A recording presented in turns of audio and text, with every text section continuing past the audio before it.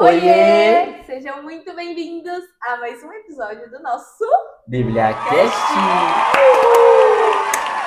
E hoje, minha gente, é dia de continuarmos o livro de Isaías.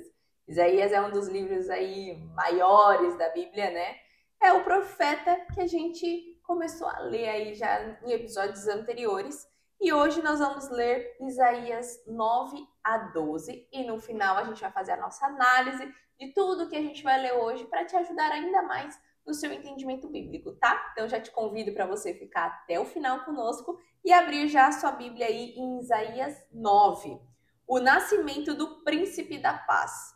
Contudo, não haverá mais escuridão para os que estavam aflitos. No passado, ele humilhou a terra de Zebulon e de Naphtali, mas no futuro honrará a Galiléia dos gentios, o caminho do mar além do Jordão.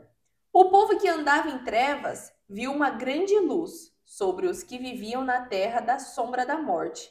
Raiou uma luz, fizeste crescer a nação e aumentaste a sua alegria.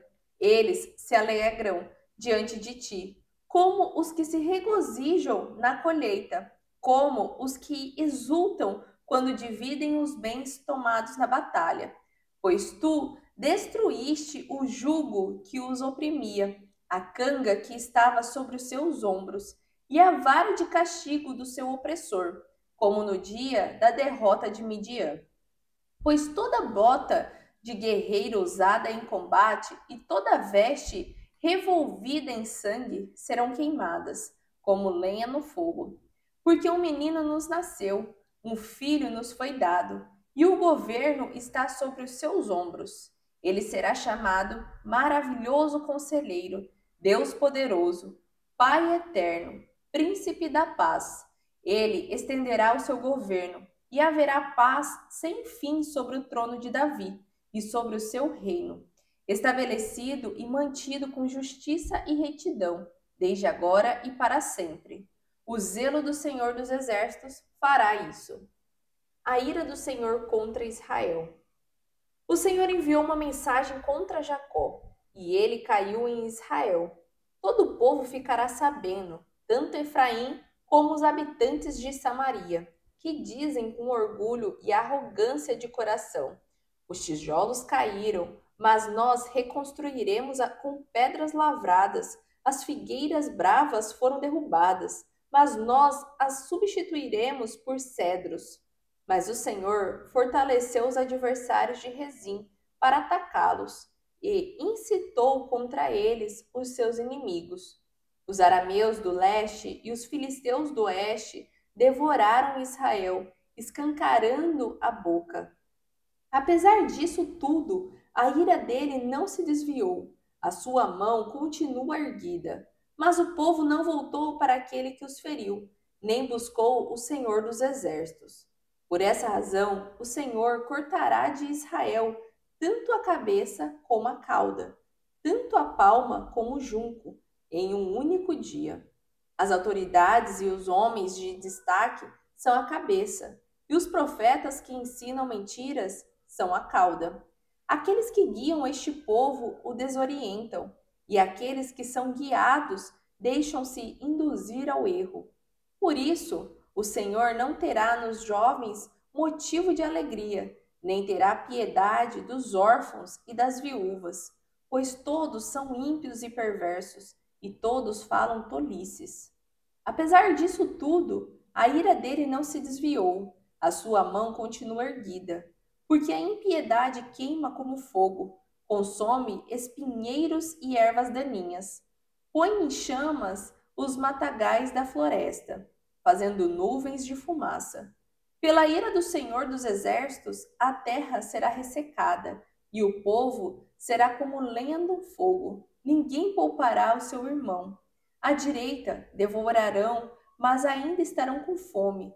À esquerda comerão, mas não ficarão satisfeitos. Cada um comerá a carne do seu próprio irmão. Manassés contra Efraim, e Efraim contra Manassés. Juntos eles se voltarão contra Judá. Apesar disso tudo, a ira dele não se desviou, a sua mão continua erguida. Isaías 10. Ai daqueles que fazem leis injustas, que escrevem decretos opressores para privar os pobres dos seus direitos e da justiça, os oprimidos do meu povo, fazendo das viúvas sua presa e roubando dos órfãos. Que farão vocês no dia do castigo, quando a destruição vier de um lugar distante? Atrás de quem vocês correrão em busca de ajuda? Onde deixarão todas as suas riquezas? Nada poderão fazer, a não ser encolher-se entre os prisioneiros ou cair entre os mortos.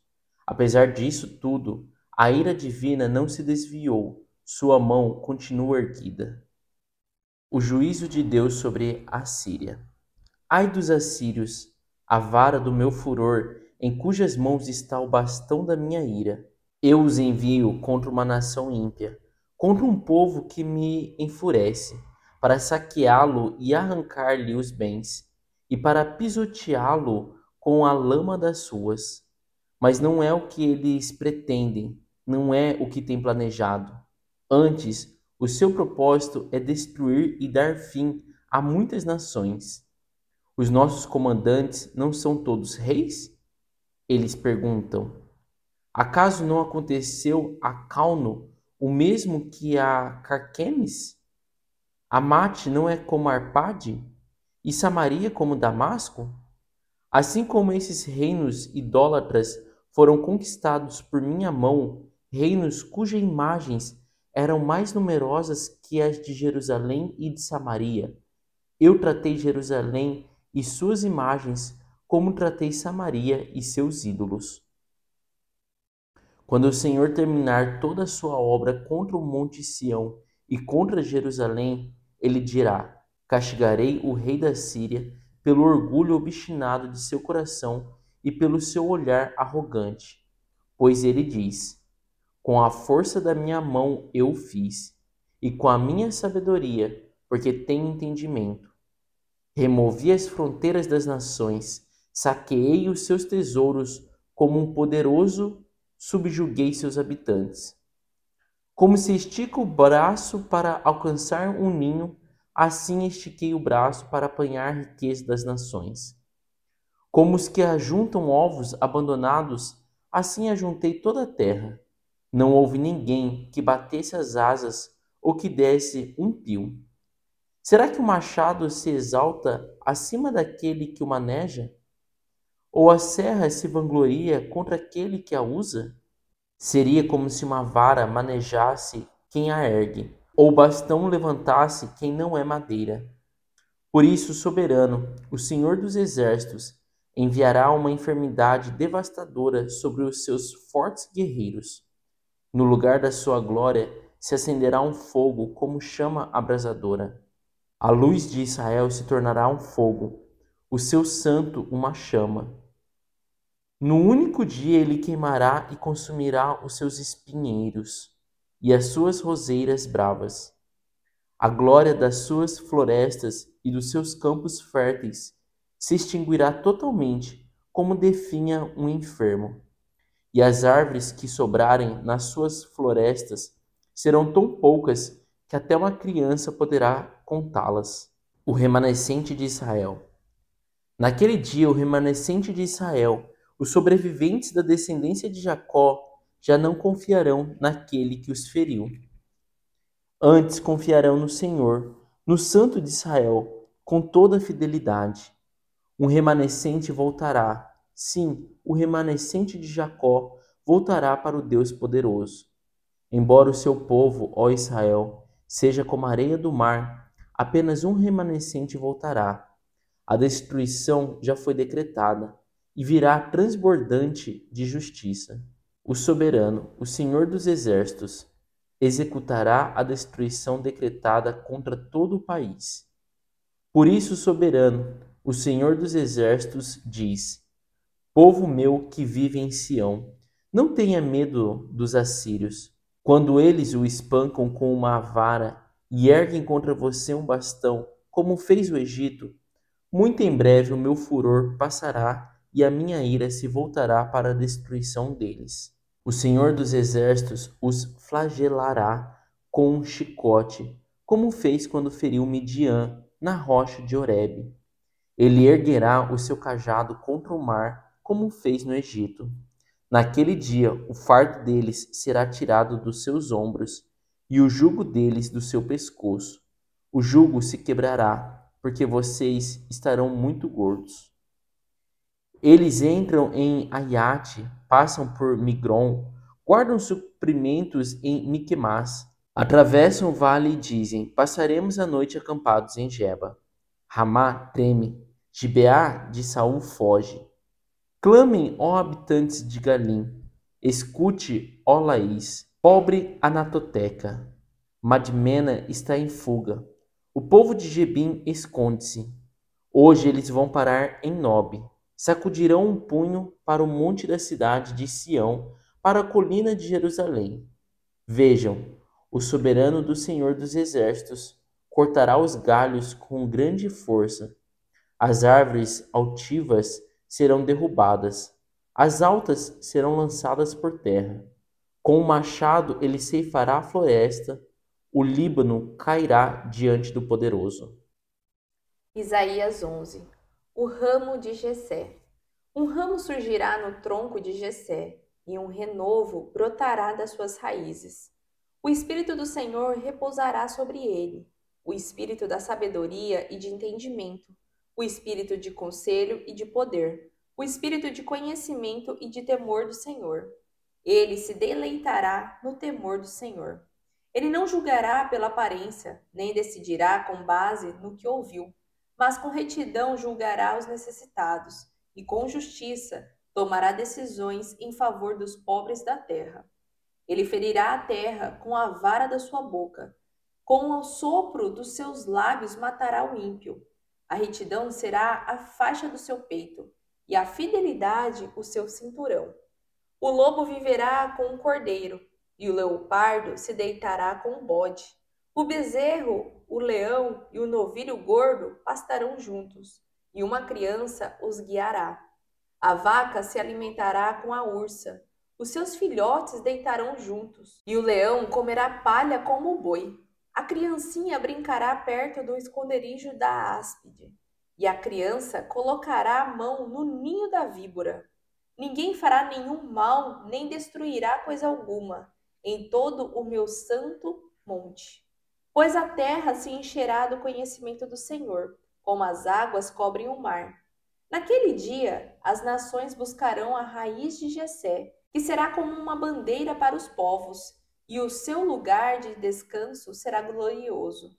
Naquele dia, o Senhor estenderá o braço pela segunda vez para reivindicar o remanescente do seu povo, que for deixado na Assíria, no Egito, em Patros, em Cuxi, em Elão, em Sinar, em Ramate e nas ilhas do mar. Ele erguerá uma bandeira para as nações, a fim de reunir os exilados de Israel. Ajuntará o povo disperso de Judá, desde os 4 cantos da terra. O ciúme de Efraim desaparecerá, e a hostilidade a Judá será eliminada. Efraim não terá ciúmes de Judá, nem Judá será hostil a Efraim. Eles avançarão pelas encostas da Filístia a oeste. Juntos saquearão o povo do leste. Porão as mãos sobre Edom e Moabe, e os moabitas lhes serão sujeitos. O Senhor fará secar o golfo do mar do Egito, e empunhará a sua mão contra o Eufrates, com a força do seu vento, e o dividirá em 7 riachos, para que se possa atravessá-lo de sandálias. Haverá uma estrada para o remanescente do seu povo, que for deixado na Assíria, como houve para Israel quando saiu do Egito. Isaías 12. Ação de graças. Naquele dia você dirá: eu te louvarei, Senhor, pois estavas irado contra mim, mas a tua ira desviou-se, e tu me consolaste. Deus é a minha salvação. Terei confiança e não temerei. O Senhor, sim, ó Senhor, é a minha força e o meu cântico. Ele é a minha salvação. Com alegria vocês tirarão água das fontes da salvação. Naquele dia vocês dirão: louvem o Senhor e invoquem o teu nome. Anunciem entre as nações os seus feitos e façam-nas saber que o seu nome é exaltado. Cantem louvores ao Senhor, pois ele tem feito coisas gloriosas. Sejam elas conhecidas em todo o mundo. Gritem bem alto e cantem de alegria, habitantes de Sião, pois grande é o Santo de Israel no meio de vocês. E assim nós terminamos a nossa leitura de hoje. Uma leitura aí com um contraste, né, entre o perfeito, né, o que agradaria tanto o Senhor e o como está, ou como vai ficar, né, com o exílio. Começamos aí em Isaías 9, né, mostrando a vinda do rei. E quem é esse rei, né, minha gente? O rei aqui, para nós, né, é o Jesus Cristo, o Filho de Deus, né? Ao todo, quem é nosso rei de verdade aí é Deus, mas quando ele envia o filho vem para reinar no lugar aonde ele destina. Então, por isso que a gente chama Jesus Cristo como rei. E aqui ele fala, né, um pouco sobre como é a vinda do rei em si para Israel, né? Não só Israel, mas aí colocando como povo, né, o judeu todo. E esse capítulo em si, né, o Isaías 9, ele tem uma passagem que é um tanto famosa, né, onde denomina qual é a característica ou outros nomes que esse rei leva, né, que é aquela parte ali onde ele fala, ele é chamado maravilhoso conselheiro, Deus poderoso, Pai eterno, príncipe da paz, que é ali no versículo 6, né? Que vai até contando ali, porque o menino nos nasceu, um filho nos foi dado, e o governo está sobre os seus ombros. Então aqui está mostrando muito sobre a vinda de Cristo, né? Como ele vai estar caminhando aqui na terra, né?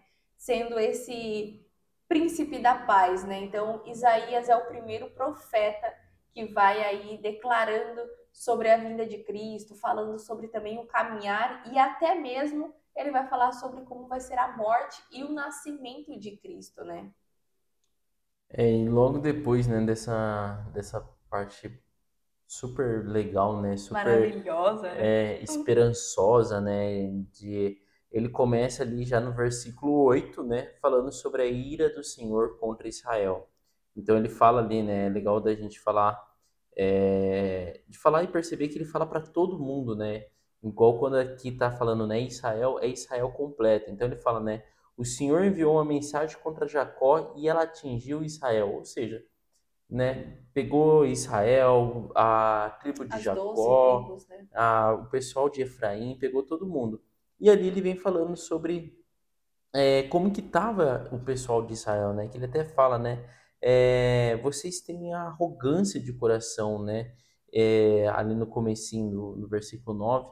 E ele vai falando o tempo inteiro ali sobre coisas que a gente já viu, né? Em capítulos anteriores, falando sobre a ira dele, né? Por que Deus está virado com o povo, né?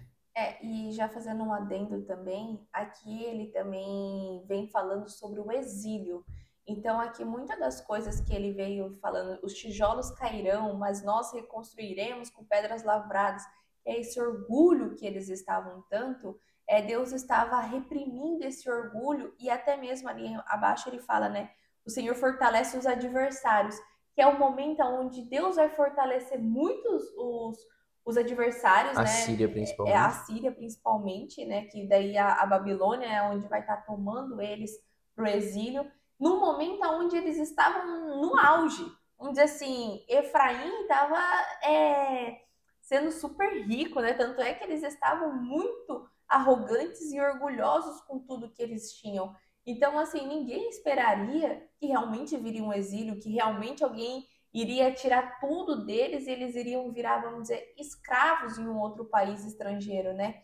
Então aqui ele mostra, né, um contraste entre a vinda de Cristo, né, a vinda de nascer um príncipe da paz e o momento onde eles vão começar a passar, que Deus vai tirar toda a proteção e vai fortalecer os adversários ali dessas 12 tribos em si.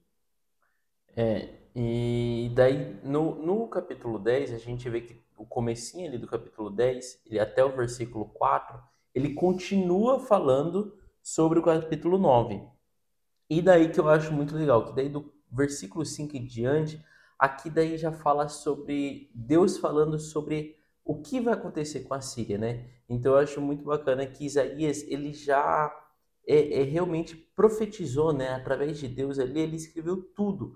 O que ia acontecer desde o começo, falando ali por que que, né, novamente ali, trazendo uma reflexão para o povo de Israel, por que que Deus está virado com eles, como estava o coração dele, como estava o comportamento deles e o que ia acontecer com Israel. E depois, no capítulo 10, versículo 5, Deus começa a falar assim, olha, mas fiquem tranquilos, porque a Síria vai acabar com vocês. Mas a Síria só vai acabar com vocês porque eu estou permitindo isso acontecer. E depois o juízo vai vir sobre a Síria.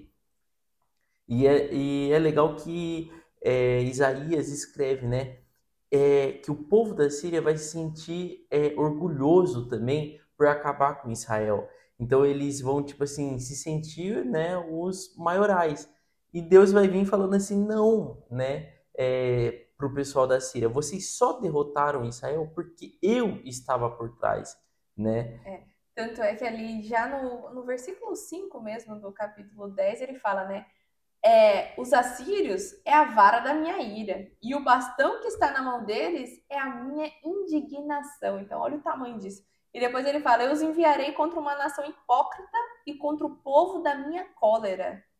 Então, assim, ele, né, foi Deus que fez isso, não foi os assírios com todo o poder dele, e nem foi porque o povo é protegido de Deus, né, que ele assim, nossa, sou protegido e nada de mal vai me acontecer. É a nação hipócrita, né, do Senhor. Exatamente. E daí depois ele fala, né? Então, assim, que depois ele vai castigar a Síria também. E é legal isso, né?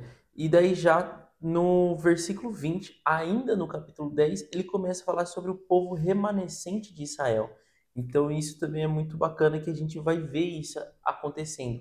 Vai ter o povo remanescente. E esse povo remanescente é muito legal que eles vão fugir. Vai ter gente que vai para o Egito, vai ter gente que vai para a Síria mesmo, vai ter gente que vai indo para outras regiões, mas que não vai morrer, que não vai ser prisioneiro. E depois ele vem falando, né? Deus vem falando ali através de Isaías sobre esse povo remanescente, né? Então ele vem até falando ali, ó. Por isso, no versículo 24, por isso, soberano, o Senhor dos exércitos diz: povo meu que vive em Sião, não tenha medo dos assírios. Quando eles o espancam com uma vara e erguem contra vocês um bastão, como fez o Egito, muito em breve o meu furor passará e a minha ira se voltará para a destruição deles. Então, tipo, fiquem tranquilos, né? Aqui depois a gente vai ver Deus chamando o povo para voltar para Israel depois que acabar, né? E depois que acabar com Israel, a gente vai ver, né? Continuando, né, na mesma pegada ali do finalzinho do capítulo 10, a gente vê ali o comecinho do capítulo 11 já falando sobre o ramo de Jessé. E novamente, assim, a gente vê que está se referindo com a vinda de Jesus Cristo. Então ele fala ali, né, do ramo surgirá, né, um ramo surgirá do tronco de Jessé e das suas raízes brotará um renovo, e o Espírito do Senhor repousará sobre ele.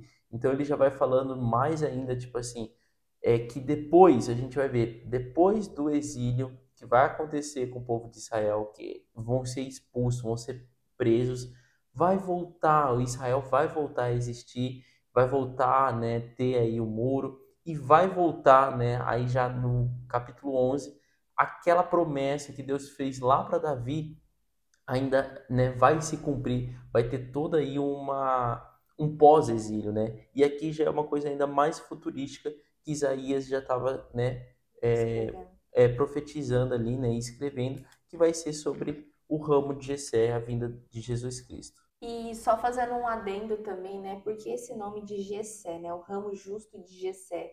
Jessé é o pai de Davi. Então, como a gente já viu já em episódios anteriores, até mesmo a promessa que Deus fez a Davi, né, que a linhagem de reinados ia vir ali da família dele, Jessé é o patriarca, vamos dizer assim, é o pai de Davi, né? Então, um ramo ia brotar do tronco de Jessé, né? Então, uma linhagem ia sair ali de Jessé. Então, o que sairia dali? Seria Jesus Cristo mesmo. Então, por isso que o G está até falando, né? Sobre essa profecia futurística de Isaías, porque está mostrando realmente qual é o propósito, né, que Jesus ia vir. Tanto é que ele coloca aqui que no cinto dele, aqui ó, no versículo 4, ele já começa, né? Com justiça julgará o pobre e repreenderá com equidade a humildade da terra. Ele golpeará a terra com a vara da sua boca, e com o sopro dos seus lábios ele matará o perverso. E a justiça será o cinto que envolve seus lombos, e fidelidade o cinturão que cinge sua cintura. Então está mostrando bem assim como Jesus vai ser, e até mesmo quando ele vier, como as pessoas vão estar, né? Como ele vai apaziguar todo mundo, porque voltando lá para o capítulo 9, ele é o príncipe da paz, né? O poderoso ali. Então é onde ele vai colocar a vaca e o urso se alimentando junto, o leão comendo palha, né? Então era assim um negócio, meu Deus, né? Como isso, né? Como isso poderia acontecer com alguém que é realmente o filho de Deus? Então seria assim algo, um momento assim ideal, né? Exato. Porque ali a continuação do 11, ele já fala muito assim já sobre o fim dos tempos, então a volta final de Cristo, né? E que daí ele fala, né, que igual no versículo 10, naquele dia as nações buscarão a raiz de Jessé, e será como uma bandeira para os povos, e o seu lugar de descanso será glorioso. Naquele dia o Senhor estenderá o braço pela segunda vez. E daí depois ele fala, né, não haverá ciúmes entre Judá, nem Judá será hostil a Efraim. Essa parte, né, igual ali do 8 em diante, né, a criancinha brincará perto do esconderijo da cobra, a criança colocará a mão no ninho da víbora, ninguém fará nenhum mal. Já é uma visão já bem, tipo, mais futura ainda, né, uma coisa que a gente ainda não passou. Que é para a segunda volta de Cristo. E que daí a gente entra no capítulo 12, que ele fala, né? Nesse dia, quando isso acontecer, vocês louvarão a Deus, né? E daí ele fala sobre esse louvor, esse cântico, né? Até fala ali o Senhor, sim, no versículo 2 ali, o Senhor sim, ó Senhor, é a minha força e o meu cântico, Ele é a minha salvação. Com alegria vocês tirarão água das fontes da salvação. Então daí esse 12 está vinculado sobre esse momento de glória mesmo, de alegria que nós vamos viver na segunda vinda, né, de Cristo. E eu acho que é isso, né? É isso aí. Temos para hoje. Espero que tenha feito sentido para você. Amanhã, né, no próximo episódio, a gente ainda não vai continuar Isaías, nós vamos ler Miqueias. Então já te convido aí para você curtir esse vídeo, se inscrever no nosso canal, já ativar o sininho para não perder nenhum episódio nosso. E nós vamos estar aqui amanhã, tá bom? E te esperamos no próximo episódio. Um beijo e tchau! Oiê! Parabéns! Você concluiu mais um episódio do nosso BíbliaCast. Aqui do lado eu já deixei o quê? O nosso canal para você estar se inscrevendo. E aqui abaixo o sininho para você já deixar ativado e ser notificado sempre quando a gente lançar o próximo episódio. E o próximo episódio já está aqui também para você estar assistindo e crescendo cada vez mais espiritualmente, viu? Então vai lá, já clica aqui e já assista o próximo episódio. Nos vemos! Tchau!